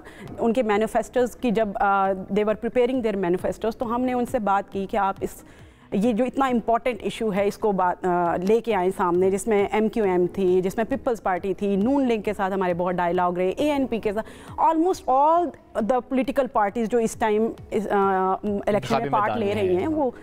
बट अनफॉर्चुनेटली जब हम उनके मैनिफेस्टोज देखते हैं तो अभी तक तो एक तो मैनिफेस्टोज आए ही नहीं है। जैसे नून लीग का मैनिफेस्टो हमारे पास नहीं है, ठीक है, नहीं आपको भी नहीं मिला, हम तो सोचते हैं हम मांगते हैं हमें नहीं मिलता। नहीं ये किसी और पीपल्स पार्टी का मैनिफेस्टो भी देख के we were a little disappointed कि उन्होंने उस तरीके से बात नहीं की, जबकि ये वो प्रॉब्लम है, ये तो जेन्युइन इश्यूज हैं। जी, पॉपुलेशन मैनेजमेंट को जब तक आप देखें ना, आप अपनी आबादी और वसाइल का तवाज़ुन देख लें, वो तवाज़ुन हमें नज़र नहीं आ रहा। ठीक है, फिर एक और इसके ऊपर बात होती है, बहुत ज़्यादा आजकल ये ये बात हो रही है कि इतनी बड़ी पॉपुलेशन हमारा एसेट भी तो है, हम इसको एसेट क्यों नहीं कंसिडर कर लेते, आप इसको लाइबिलिटी क्यों लेते हैं? लेकिन देखिए, आप जो मैंने पहले भी बातें की थी कि लाइबिलिटी इस सेंस में है कि जो आपकी पॉपुलेशन की जो हेल्थ है, जो उसकी एजुकेशन है, जो उसके पास जब आप उसे खाना अच्छा नहीं प्रोवाइड करेंगे, माहौल अच्छा नहीं देंगे, उसकी सेहत अच्छी नहीं होगी, उसकी तालीम अच्छी नहीं होगी, वो कैसे प्रोडक्टिव होगा, कैसे प्रोडक्टिव स्किल्ड नहीं होगा वो। बिल्कुल। अब ऐसे में डॉक्टर साहब, आप जब तब तमाम सियासी जमातों का मंशूर अगर जिसका मिल भी गया आपको, जिसके पॉइंट्स मिल भी गए, उसमें नहीं है ये पॉइंट, सजेशन आप लोगों की तरफ से थी उन पार्टीज के लिए कि अच्छा ये आप ऐड कर सकते हैं? जी जी बिल्कुल, ये बड़े कम्प्रीहेंसिव डायलॉग्स हुए थे and we were really hopeful इस तरह से, क्योंकि दे वर फोर्थ कमिंग कि नहीं आप लोग आएँ, आप हमें एडवाइस करें कि हम इस उनका तो काम आसान हो रहा था ना कि मंशूर बन जाए, और we gave them like we have the debates and give them points as well, but unfortunately वो उस तरह से एड्रेस नहीं हुए। जो सबसे पहले जब हम पॉपुलेशन मैनेजमेंट की बात करते हैं तो हमें एक ये भी होता है कि आप सेहत की सहूलियात के ऊपर फोकस करें। देखिए, पाकिस्तान में जैसे मैंने पहले भी जिक्र किया कि बच्चों की शरह अमवात सबसे ज़्यादा है। 1000 में से 62 बच्चे पहली बर्थडे नहीं मनाते पाकिस्तान नहीं मनाते हैं, बिल्कुल। और नियोनेटल रेट जो है, जो कि बच्चे पहले महीने में ही फोत हो जाते हैं, वो दुनिया में सबसे ज़्यादा है। तो आप देखेंगे, एक पेरेंट्स हैं, जब उनको ये इंश्योरिटी नहीं होगी कि उनका बच्चा जो है वो सर्वाइव करेगा, तो वो कैसे अपनी ख़ानदान की मनसूबा साजी कर सकते हैं। ठीक है, तो बच्चों की सेहत, माँ की सेहत के ऊपर, और इसमें हम ये भी बात कर रहे हैं कि आप इस नैरेटिव को बच्चे और माँ की सेहत के साथ लेके आएँ, क्योंकि देखिए ये चीज़ सबको समझ आती है कि अगर माँ हेल्दी होगी तो बच्चा भी हेल्दी होगा। एक कमज़ोर माँ एक कमज़ोर बच्चा ही पैदा कर रही होगी। और फिर इसके साथ आप देखें कि आपके पास जो इस टाइम पॉपुलेशन है, आपके पास सबसे ज़्यादा यंग पॉपुलेशन है इस टाइम, तो ये आपका इकोनॉमिक एसेट क्यों नहीं बन रही? इसलिए कि आप उसके ऊपर, हमने उनसे ये किया है कि इन शॉर्ट टाइम आप इसकी स्किल डेवलपमेंट के ऊपर काम करें। जो आपके पास इतनी ज़्यादा यूथ है, आप उसकी स्किल डेवलपमेंट, जो आजकल मार्केट की डिमांड है, जिसमें आपकी IT स्किल्स हैं आपकी, क्योंकि जब हम ये वाली लेबर एक्सपोर्ट कर रहे हैं, हम रॉ लेबर एक्सपोर्ट कर रहे हैं। ये सारी बातें जिस तरह आप कह रही हैं कि डायलॉग्स भी हुए और बातचीत भी हुई, किन किन सियासी जमातों के साथ डायलॉग्स हुए और कौन आपको थोड़ी सीरियस नजर आई कि हाँ इसके साथ थोड़ी बात बन सकती है और शायद ही अपने मंशूर में ये चीजें ऐड कर दें? अच्छा सबीन, इसमें ये है कि when you are reaching them, तो दे आर ऑल फोर्थकमिंग। ठीक है, they are welcoming your ideas. Peoples party के साथ बड़ा अच्छा रहा, लाइक डॉक्टर ज़ेबा जो पॉपुलेशन काउंसिल की कंट्री हेड हैं, उनकी काफ़ी बैक एंड फोर्थ उनके साथ मीटिंग रही। नून लीग की तरफ से हमें बड़ा वो अप्रोच किया गया। तो when they are talking with you, तो वो बिल्कुल इस चीज़ को बाय करते हैं, they understand कि ये एक प्रॉब्लम है। और फिर लेकिन क्यों मंशूर में ऐड नहीं कर पा रहे? सॉर्ट ऑफ इसमें दो वजूहात हैं। एक तो थोड़ी सी ये है कि अगर आप देखें, हमें थोड़ा सा क्रिटिसाइज़ करना पड़ता है कुछ चीज़ों को, जिसमें आपका नेशनल फाइनेंस कमीशन अवार्ड है। अब जब हम नेशनल फाइनेंस कमीशन अवार्ड की कंपोजिशन देखते हैं तो उसमें से 87% शेयर जो उसका है वो सूबे की आबादी की बुनियाद पे दिया जाता है। ठीक है, तो देखिए, अगर मेरे पास ज़्यादा बच्चे पैदा करने से मुझे इंसेंटिव्स मिल रहे हैं तो मैं क्यों अपनी आबादी को मैनेज करने की कोशिश करूँगी ना। जबकि हम अपने नेबरिंग कंट्री इंडिया को जब देखते हैं तो उन्होंने पॉपुलेशन परफॉर्मेंस को एक पार्ट बनाया है अपने नेशनल फाइनेंस कमीशन अवार्ड का, कि एक जो सूबा है या जो स्टेट है वो जितना अपनी पॉपुलेशन मैनेज करेगी, जितनी अच्छी परफॉर्मेंस शो करेगी, उनको उतने उसका इंसेंटिव मिलेगा, उसका शेयर उसका उस लिहाज से बढ़ेगा। तो एक तो बहुत ज़्यादा ये एक national finance commission award is one of the things जिसकी पॉलिसी चेंज करनी चाहिए। जी जी बिल्कुल। और दूसरी बात ये है कि करंटली जो है बहुत ज़्यादा जो हमारी इकोनॉमिक सिचुएशन है इतनी पुअर है, तो उसने इतनी ज़्यादा लाइमलाइट कैच कर ली, इतनी ज़्यादा उसके ऊपर फोकस है कि हम जो बाकी बुनियादी मसला है उस इकोनॉमिक सिचुएशन के पुअर होने का, उसको हम डिस्कस नहीं करना चाह रहे होते। और यही हमारी कोशिश थी कि आज हम इस प्लेटफॉर्म से ये कोशिश कर सकें। जो पॉलिटिकल पार्टीज है, जैसे डॉक्टर साहब आपने खुद भी कहा कि बहुत सी पार्टीज का मैनिफेस्टो भी आया भी नहीं है, तो अभी भी वक्त है अपने मैनिफेस्टो में इसकी इशू को एड्रेस करें, चूंकि ज़ाहिर है बात पाकिस्तान की। डॉक्टर साहब बहुत शुक्रिया, साथ मौजूद थे, साहब मौजूद पर गुफ्तगू कर रही थी। ब्रेक की तरफ जाएंगे, वापस आते हैं, साथ रहिए। आप सब भी थोड़ा सा अगर अपने माजी में जाएं और सोचें कि क्या वो वक्त था जब हम एक रौनक होती थी एक मोहल्ले में, एक गली में, कि आप कोई भी नई चीज़ पकती थी तो आप अपने पड़ोसी को सबसे पहले भिजवाते थे, उनके घर में कोई चीज़ पकती थी तो वो आपको भिजवाते थे। मेरे गांव में ऐसा होता था सलीम, कोई नहीं, मैं शहरों की भी बात करी, कोई सेलिब्रेशंस होती थी तो आप सब मिलके सेलिब्रेट करते थे। अच्छा, अभी भी कुछ ऐसी कम्युनिटीज़ हैं जहाँ पर कम्युनिटी फंड इकट्ठा किया जा रहा होता है कि आपको पता होता है कि आपके मोहल्ले में या आपकी गली में कोई एक ऐसा शख्स है, कोई ऐसा ख़ानदान انسان ہے جس کو مدد کی ضرورت ہے, مالی طور پہ وہ کمزور ہے, تو تمام لوگ مل کر ایک فنڈ اکٹھا کرتے تھے اور بغیر کسی کو بتائے ایک عزت کے ساتھ وہ فنڈ ڈسٹریبیوٹ ہو رہا ہوتا تھا, جس سے آپ ایک دوسرے کا خیال رکھ رہے ہوتے تھے. وہ یونٹی اور اس طرح کی آپ وہ والی بات کہتے ہیں نا کہ جس طرح اسٹرینتھ ہوتی ہے کمیونٹی کی, وہ آج کے دور میں نہیں ملتی. اور سفید پوشی کا بھرم تھا نا, وہ رہتا تھا. لیکن اب کیا ہوتا ہے, اب تو سبھی یہ بھی معلوم نہیں ہوتا کہ ہمارے ساتھ والے گھر میں یا ہمارے دوسرے طرف والے گھر میں,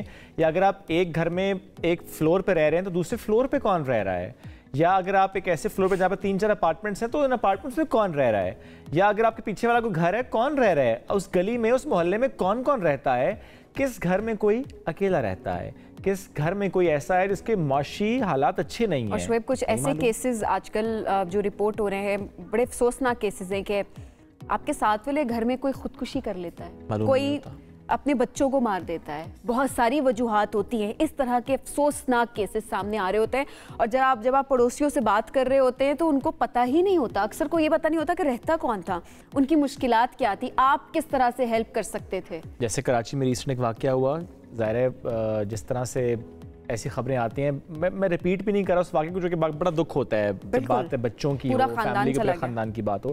لیکن ایسے میں سبین زیادہ تر جو مسائل ہیں وہ کیا ہوتے ہیں, بے روزگاری, غربت. جب آپ اپنے فیملی سیٹ اپ میں ان کے جو وسائل کم ہوں اور آپ پورے نہ کر پا رہے ہیں ان کی خواہشات ہے ضرورتوں کو پورا نہ کر پا رہے ہیں, بہت ساری مشکلات ایسی ہو سکتی ہیں کہ اس میں آپ کیا کردار ادا کر سکتے ہیں. اسپیشلی کردار نہیں سبین, آپ کا فرض کیا آپ کا فرض کیا ہے, جو کہ اسلام نے آپ کے اوپر فرض کیا ہوا ہے. ہمارا دین اس بارے میں کیا کہتا ہے کہ پڑوسیوں کے حقوق کیا ہیں, اور آپ اگر خیال نہیں رکھتے تو کیا ہوگا, اور آپ خیال رکھتے ہیں تو اس کی کتنی اجر ہے. تو اسی پر آج بات کریں گے. آج راجہ ضیاء صاحب ساتھ موجود ہیں. راجہ صاحب بہت شکریہ, آپ نے وقت دیا. راجہ صاحب, حضور پاک صلی اللہ علیہ وسلم نے فرمایا کہ جب جبریل امین ان کے پاس آتے تھے اور جس طرح پڑوسیوں کے حقوق کی بات کرتے تھے, تو حضور صلی اللہ علیہ وسلم نے کہا کہ انہیں لگا کہ شاید ان کو وراثت میں بھی حق نہ دے دیا جائے. تو اتنے حقوق تھے پڑوسیوں کے, ہم تو آہستہ آہستہ بہت ہٹ گئے, ہم تو حقوق پورے نہیں کر رہے. بے شک جی بالکل ایسا ہی ہے. آج کل کا جو زمانہ جس کی طرف آپ لوگوں نے اشارہ پہ کیا, ہم ایک ایسے ہائپر انڈیویجولسٹک معاشرے میں رہ رہے ہیں جہاں پہ یہ تو آپ نے بڑا اہم بات کی کہ بھئی ہمیں اپنے پڑوسی کا نہیں پتہ ہوتا. اس سے زیادہ سنگین بات یہ ہے کہ ہمیں یہ نہیں پتہ ہوتا ہمارے گھر میں کیا ہو رہا ہے. بچے, ہمارے فیملی ممبرز اپنے ڈیوائسز, اپنی دنیا میں اتنے مگن ہوتے ہیں کہ بس ان کو نہیں پتہ کہ اپنا سگا بھائی جو ہے وہ کس صورتحال سے گزر رہا ہے, بہن کا کیا معاملات چل رہے ہیں, ماں باپ کس تکلیف سے گزر رہے ہیں. مطلب ہر بندہ اپنی آپس کا مسئلہ وہ حل کرتے رہیں گے, ہم انٹروین نہ کریں. جی, اور دیکھیں یہ جو ایک سٹیٹمنٹ لوگ کہتے ہیں نا کہ جی مائنڈ یور اون بزنس, تو ٹھیک ہے مائنڈ یور اون بزنس کا جہاں تک تو یہ تعلق ہونا کہ دوسروں کے افیئرز میں خواہ ٹانگ نہ اڑائی جائے, مداخلت نہ کی جائے. ایک جو ہوتا ہے نا کہ کسی کے طاق میں بیٹھنا کہ بھئی اس نے کیا کیا, ہاں یہ چیز ظاہری بات ہے بری ہے, لیکن آپ کو کم از کم کنسرن ہونا چاہیے کہ بھئی کوئی تکلیف میں تو نہیں, اور پوچھنا باقاعدہ طور پر کہ بھئی آپ کیسے ہو, ٹھیک ہو, خیریت سے ہو. یعنی ایک تو وہ جو ہم ہوتا ہے نا کہ ایک نارمل انداز میں بولتے ہیں السلام علیکم, کیا حال چال ہے, خیریت سے, لیکن نہیں, اس سے زیادہ بڑھ کے بھی پوچھنا. کبھی کبھار انسان کہتے ہیں ہاں میں ٹھیک ہوں, لیکن شکل سے اوپر سے نیچے نظر آ رہا تھا کہ وہ ٹھیک نہیں ہے, اس کے حالات کچھ اور چل رہے ہیں, اور اس کیس میں پھر آپ کو زیادہ پروب کرنا پڑتا ہے, ساتھ اس کو کمفرٹ کرنا پڑتا ہے. تو یہ تب ہوگا جب ہمارے تعلقات وسیع ہوں گے. ایک حدیث کا حوالہ آپ نے دیا, ایک اور حدیث میں نبی کریم صلی اللہ علیہ وسلم نے فرمایا کہ جو شخص اللہ پر اور روز قیامت پر ایمان رکھتا ہے, جو شخص اللہ پر اور روز قیامت پر ایمان رکھتا ہے, وہ اس بات کا خیال رکھتا ہے کہ اس کا ہمسایہ جو ہے اس کے شر سے محفوظ رہتا ہے. یعنی کہ اس کو یہاں تک پتہ ہے کہ میرے کسی کام سے میرے ہمسایہ کو نقصان نہ ہو جائے. جس طرح آپ نے بتایا کہ جی وہ اتنے حقوق بتائے گئے کہ لگا کہ جیسے وراثت میں بھی حصہ نہ مل جائے. اس کا مطلب یہ ہوا کہ سب سے پہلے ہمیں جو کہا گیا اسلام میں وہ یہ کہا گیا کہ قو انفسکم واہلیکم نارا, اپنے آپ کو اور اپنے گھر والوں کو آگ سے بچاؤ. سب سے پہلے آپ اپنے آپ کو اور اپنی فیملی کا خیال رکھیں سب سے پہلے. اس کے بعد یہ جو سرکل آف انفلوئنس ہے یہ آہستہ آہستہ وسیع ہوتا ہے, تو وہ پھر آپ کے بالکل جو نیکسٹ ڈور نیبرز ہیں ان پہ یہ بات آ جاتی ہے کہ ان کا خیال خاندان پہ بھی نہیں جا رہا, جو رشتہ دار ہیں جی محلے پہ جا رہے ہیں, یعنی آپ کے نیبرز پہ جا رہے ہیں, آپ اپنی پروکسیمٹی میں سب سے پہلے دیکھیں فزیکلی کون قریب ہے. اور اسی طرح سے جو آپ کے صدقات ہیں, خیرات ہے, زکوٰۃ ہے, جو بھی معاملات ہیں, یہ بھی آپ سب سے پہلے دیکھتے ہو کہ جو آپ کے قریبی لوگ ہیں, یعنی چاہے آپ کے फैमिली रिलेशंस हों या फिर आपकी जो प्रॉक्सिमिटी में आसपास लोग रहते हैं उनका ख्याल रखें। तो अगर मैं समझता हूँ हर इंसान अपने इर्द गिर्द नजर दौड़ा लेना और फिर ये कहे कि चलो मैं इनका ख्याल रख लूं, तो आप देखें कितनी जल्दी माशरा की तरफ जाएगा। अब वो चीज़ कि आप अगर ख्याल रखते हैं अपने पड़ोसियों का तो उसका कितना अजर है, और अगर आप नहीं रखते तो उसके लिए क्या है? देखिए, जो ख्याल रखने वाली बात है वो तो क्लियर है कि हमें उसका बेपनाह अजर है। जाहिर बात है वो हमारे सबसे ज़्यादा हक जो किसी का बनता है वो इन्हीं हमसायों का बनता है। और ना रखने के ऊपर तो एक आ जा रहा है कि जो अल्लाह और रोज़े क़यामत पर ईमान रखता है वो ये करे। यानी कि अगर आप ये काम नहीं करते तो उसका मतलब है फिर जो आपका इस्लाम का दावा है ये फिर झूठा और 2 नंबर है। क्योंकि यानी नबी करीम सल्लल्लाहु अलैहि वसल्लम 2 चीज़ों को आपस में इंटरकनेक्ट कर रहे हैं कि जो अल्लाह पर और रोज़े क़यामत पर ईमान रखता है वो फिर ये काम करे। इसका मतलब है अगर आप ये काम नहीं कर रहे, इसका मतलब है कि शायद आप ट्रूली अल्लाह को और रोज़े क़यामत पर ईमान नहीं रखते आप। और वो कहते हैं ना इंग्लिश में कि action speak louder than words. तो कहना और इकरार करना तो कोई भी कर सकता है, असल चीज़ है कि आपने उसको फॉलो अप करना है। आप कर कैसे नहीं? एक और कॉलर है साहब, मुश्ताक हैं। अस्सलाम वालेकुम मुश्ताक साहब। जी अस्सलाम वालेकुम सर, कैसे हैं? मुश्ताक साहब मैं ठीक हूँ। आप जिस जगह पर रहते हैं वहाँ पर क्या हालात देखते हैं? क्या मालूम होता है राइट लेफ्ट कौन रहता है, किसके क्या हालात हैं, एक दूसरे का ख्याल रखा जाता है? जी सर, नहीं इस तरह तो नहीं है कि ख्याल रखा जाता है, बट ये कि हर तरफ आपको पता है जो मुआशी हालात है, हर बंदे को अपनी जो है ना यही होता है कि अपनी फैमिली को ज़्यादा से ज़्यादा सपोर्ट करें। मेरा असल में क्वेश्चन ये है हज़रत साहब मौलाना साहब से कि जो सदकात ज़कात या खैरात हम करते हैं उसमें से सबसे पहले हक पड़ोसी का या अपने जो क्या कहते हैं ख़ानदान में कोई गरीब है उसको दे सकते हैं? दोनों में से किसका पहला हक बनता है? ठीक है जी। वैसे तो सबसे पहले हमारी फैमिली का, क्योंकि फैमिली को जितने इंटीमेटली हम जानते हैं कोई भी नहीं जानता।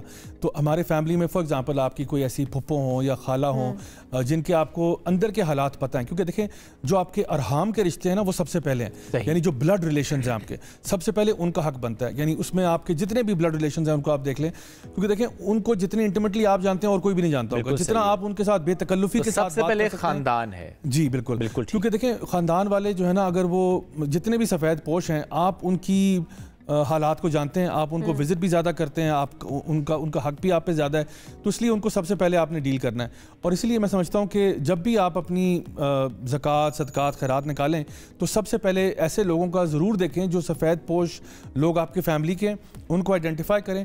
उनको समटाइम्स बताने की भी ज़रूरत नहीं होती कि जी ये पैसे हम आपको इसलिए दे रहे हैं कि ये आपको चंदा कर रहे हैं या फलां कर रहे हैं, बस आप उनको दे दें। अल्लाह ताला बेहतर जानता है कि आपका क्या मामला है। ये मेंशन करना ज़रूरी नहीं होता कि सदके के पैसे हैं या जी, क्योंकि देखें ना ये भी एक इंसान की आप समझ लें कि इज़्ज़त नफ्स के ऊपर होता है कि जी वो अगर वो सफ़ेद पोश है और वो वाकई में ऐसा करना चाहता है, मिसाल के तौर पर आपको लगता है कि वो उनके बच्चे जो है 2 महीने से स्कूल नहीं जा रहे और आपको नजर आ रहा है, या फिर मिसाल के तौर पर आप देख रहे हो कि जो उनका फ्रिज पिछले 2 महीने से खराब है, तो आप खुद से सिचुएशन को एनालाइज करें और उसके बाद आप हेल्प कर सकते हैं। मकसूद है हमारे साथ लाहौर से। जी अस्सलाम वालेकुम मकसूद, क्या कहना चाहेंगे?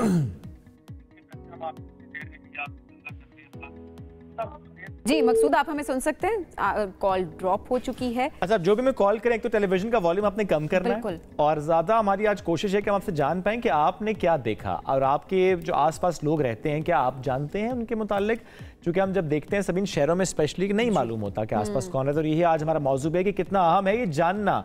और जिस तरह ये बात होती है कि अच्छा आप इंटरफेयर नहीं कर रहे, आप उनके पर्सनल लाइफ में इंटरफेयर नहीं कर रहे, लेकिन ये ज़रूर आपको जानना चाहिए कि कोई तकलीफ में तो नहीं है, कोई परेशान तो नहीं है, क्योंकि ज़रा हमारा दीन भी ये सिखाता है, सोशली भी हमारी रिस्पॉन्सिबिलिटी है कि हमें समझ पाएं कि हमारे आसपास जो लोग रहते हैं अगर वो किसी तकलीफ में, तो हम जितना कर सकते हैं उनके लिए करें, बहुत ज़रूरी होती है चीज़। अच्छा राजा साहब, अब वो ज़माना ज़ाहिर है, मसाइल तो ज़ाहिर उस टाइम पे भी उतने होंगे जितने अभी हैं, लेकिन वो जिसकी हम बात कर रहे थे कि कुछ खाना पकाया दे दिया, अब उसमें बहुत ज़्यादा आपके फाइनेंसेस तो इन्वॉल्व नहीं होते हैं, ये तो एक जेस्चर होता है कि आप कनेक्टेड हैं, कि कल को अगर किसी के घर में कोई मुश्किल आ जाए तो वो आपको याद कर सके। इससे पहले कि आप रिस्पॉन्ड करें, मकसूद की दोबारा कॉल आ चुके हैं। मकसूद साहब अस्सलाम वालेकुम। वालेकुम अस्सलाम। सर कहाँ रहते हैं, आसपास क्या देखते हैं, मोहल्ले में एक दूसरे का प्यार मोहब्बत कैसा है, एक दूसरे का ख्याल कैसे रखा जाता है? जी जी, मोहल्ले में ख्याल यही है कि जो गरीब आदमी है, मैं तो हर बंदे का ख्याल करता हूँ अपने मोहल्ले में से, जो गरीब आदमी है उसके लिए रमजान में, उसके लिए उसकी शादी, बच्चियों की शादी में, मैं अपनों का नहीं करता, रिश्तेदारों का, गरीबों का, मोहल्लेदारों का बहुत ज्यादा करता हूँ, क्योंकि उनका हक है, पहले उनका हक है, बाद में किसी और का हक है, रिश्तेदार का। अच्छा, आप बताएं आपके राइट साइड पे कौन रहता है, आपके लेफ्ट साइड पे कौन रहता है?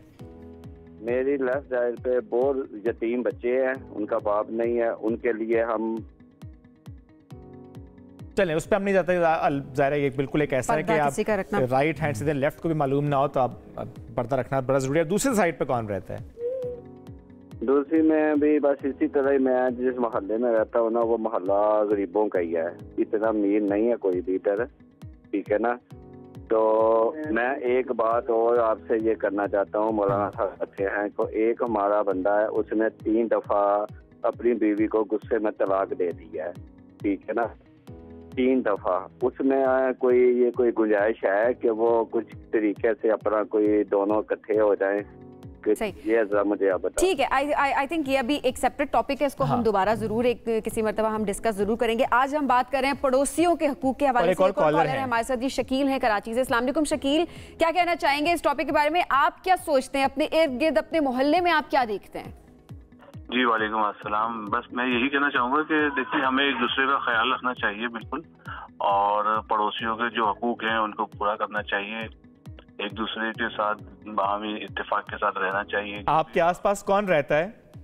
ہمارے آس پاس بہت سارے لوگ ہیں، ہمارے اپنے ہی کافی لوگ ہیں، ریلیٹیو ہیں میرے کافی. اوکے، اور ہم چلیں پھر ہم یوں کرتے ہیں، آپ بتائیں آپ کے جو رائٹ سائڈ والا گھر ہے اس میں کون رہتا ہے، کتنے افراد ہیں، کیا کیا نام ہے ان کے؟ میرے رائٹ سائڈ پہ جو ہیں دانش صاحب رہتے ہیں، ایک ان کے بڑے بھائی ہیں خلیل بھائی ہیں، وہ رہتے ہیں. اب لیفٹ کا بتائیں. سوری، اب لیفٹ سائڈ کے جو گھر ہے اس کا بتائیں. لیفٹ سائڈ پہ ایک میرے کارخانہ ہے جو کہ وہاں پہ اس کا کام ہوتا ہے، ڈرائی کلین کا کام وغیرہ ہوتا ہے وہاں پہ نا. اوکے، میرے سامنے بالکل جو ہے میرے ایک آصف صاحب رہتے ہیں. زبردست جی. اچھا، we need more people like Shakeel sahab جن کو معلوم ہے کہ ان کے رائٹ لیفٹ پہ کون ہے. پورے خاندان کا پتہ ہے، جو کہ پتہ بھی ہونا چاہیے کہ بچے کا نام کیا اور بڑے کا نام کیا. اسے کہتے ہیں کنیکشن، جو بڑا ضروری ہوتا ہے. راز صاحب، اس سے پہلے جو ہم بات کر رہے تھے کہ اکثر لوگ، جس طرح کالر بھی انہوں نے بھی کہا کہ ہر کسی کو اپنی پڑی ہے کہ اس طرح کے دور میں وہ اپنے فائنانسز پورے کرے، اپنے گھر والوں کو پال لے، وہی بڑی بات ہوتی ہے. لیکن ایسے بھی تو جسٹس ہوتے ہیں جس میں آپ کے بہت زیادہ فائنانسز انوالو نہیں ہوتے. مطلب آپ کے گھر اگر کھانا پکائے، ایک پلیٹ کھانا اگر پڑوسی کو چلا جائے گا تو کھانے میں کمی تو نہیں آئے گی. بلکہ آپ کو پتہ ہے اس طرح کی بہت ساری حدیث ہیں جہاں پہ ایک حدیث میں تو آپ نے فرمایا صلی اللہ علیہ وسلم نے کہ اگر تمہاری ہمسائی جو ہے وہ تمہیں یعنی جو ہے نا بکری کے پاؤں بھی بھجوا دے یا ایک پاؤں بھجوا دے تو اس کو بھی ایز اے تحفہ سمجھو. یعنی یہ نہ کہو کہ بس یہ ایک پاؤں ہی بھجوایا تو اس کو تو واپس، یعنی اس طرح نہیں کرو. یعنی چھوٹے سے چھوٹا بھی مطلب اگر گفٹ کوئی آئے تو اس کو آپ ویلیو کریں. دوسرا ہمیں یہ کہا گیا کہ جب آپ گھر میں سالن بناتے ہیں تو اس میں پانی ذرا زیادہ ایڈ کر لیں تاکہ اپنے نیبرز میں بھی بانٹ دیں. جو آپ نے تھوڑا سا اشارہ کیا نا وہ نوسٹیلجیا کی، جی پہلے وقتوں میں لوگ کیا کرتے تھے، اکثر گھنٹی بجتی تھی، کوئی کہتا تھا جی یہ قورمہ آیا ہے آپ کے لیے، تھوڑا سا آتا تھا، کوئی چاول آ رہے ہیں، کوئی زردہ آ رہا ہے، کبھی جو ہے نا وہ کسٹرڈ بنا کے بھیج رہے ہیں. اور وہ ایک روایت یہ تھی کہ جب وہ بھیجتے تھے تو برتن میں پھر امی جو ہے وہ اپنا کھانا بنا کے واپس کرتی تھی کہ آپ کا یہ برتن ہماری طرف آیا تھا، اب ہم اس کو بھر کے واپس بھیجیں گے کسی اور چیز کے ساتھ. تو آئی تھنک یہ کچھ چیزیں ہیں جن کو نا ہمیں ریوائیو کرنا چاہیے کہ واقعی میں یہ جو گفٹ گیونگ والا معاملہ ہے، لوگوں کے گھر چیزیں بھجوانے والا، اس کو لے کے چلیں.